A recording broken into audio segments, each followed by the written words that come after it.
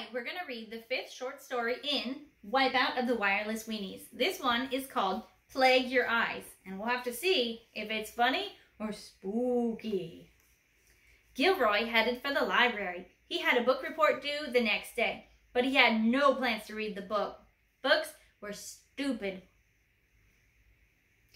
Disagree. There was no way Gilroy was going to waste his free time reading a book.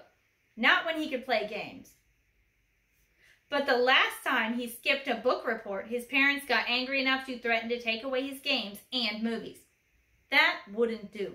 A month ago, at the same time Gilroy had skipped his report, his friend Gordon Lubar had found a book report on the internet. Gordon cut and pasted it into Word, put his name on it, and printed it out, a copy, and handed it in. That wasn't a good idea. It turned out teachers have a way to check for copied stuff. We do. But they can only check for things that are on the internet, Gilroy realized. That's where Gordon had gone wrong. So Gilroy figured he'd just have to find a book report that wasn't anywhere online. He lived 3 blocks away from the community college.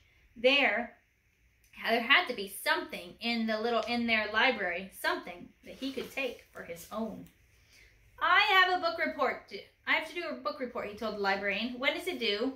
He asked Gilroy caught himself before he said tomorrow. 2 weeks.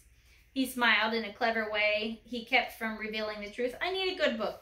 There are lots of them to choose from, the librarian said. Anyone who lives in the county can check out books from here. What do you like to read? Actually, I was hoping I could read what other people thought about a book, he said. That would be a good idea, wouldn't it? That would be an excellent idea. The librarian seemed thrilled by this. Come over here. She walked toward the shelf near the far corner of the library. This has literary criticism. You're welcome to browse. But if you want some suggestions, I'll browse, Gilroy said. Thanks. She left him there with a towering shelf of already written assignments. Score! Gilroy whispered as soon as the librarian had returned to her desk. He might never have to do homework again. At least not for book reports. Maybe not for history either. It took him almost an hour to find what he needed, but it was worth it. He took the book to the photocopier. A big sign on top of the machine warned that it wasn't okay to make copies of whole books. Gilroy had no plan to do that.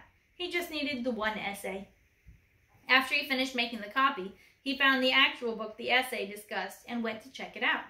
He didn't need it, but he didn't want the librarian to get suspicious. He figured he'd need her help again, now that he discovered this treasure trove of ready-made papers. As soon as he got home, he went on the computer and checked to see if the essay existed anywhere online. He put in the author's name and title, no hits. The author's name came up with some other stuff, including several books. He was an old guy with frizzy white hair and a tiny mustache, who wasn't even around anymore. No surprise. The essay had been written about 50 years ago. Perfect. Nobody will know. Gilroy typed the paper onto his computer. He even changed a couple words like ostentatious and predetermined, because he knew his teacher wouldn't believe he'd ever used them. Should be right. The next morning, he handed in his paper. The next night, he awoke from a deep sleep to find a man with frizzy white hair and a small mustache standing in his room. Gilroy let out a scream. Ah! You stole my words, the man said. No, I didn't, Gilroy shouted, though he had no idea how to back up the lie. Go away! He heard his parents running down the hall toward his bedroom. Now I'll steal yours, the man said. He reached out to touch Gilroy's throat with his fingers as cold as wet snow and as dry as the pages of ancient books.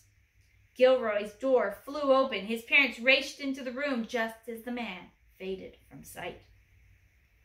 What's wrong? His mother asked. I'll tell them it was a bad dream, Gilroy thought. Even when he was terrified, he was a genius at lies. Gilroy tried to speak, but no words came out. He tried again. Nothing. His words had been stolen. Nobody other than Gilroy would really care about that. While stealing from a book was a serious violation, taking Gilroy's words was really little more than petty theft. Ooh, that's spooky. Make sure you don't plagiarize your work, right? All right, I hope you enjoyed that one. The end. Bye.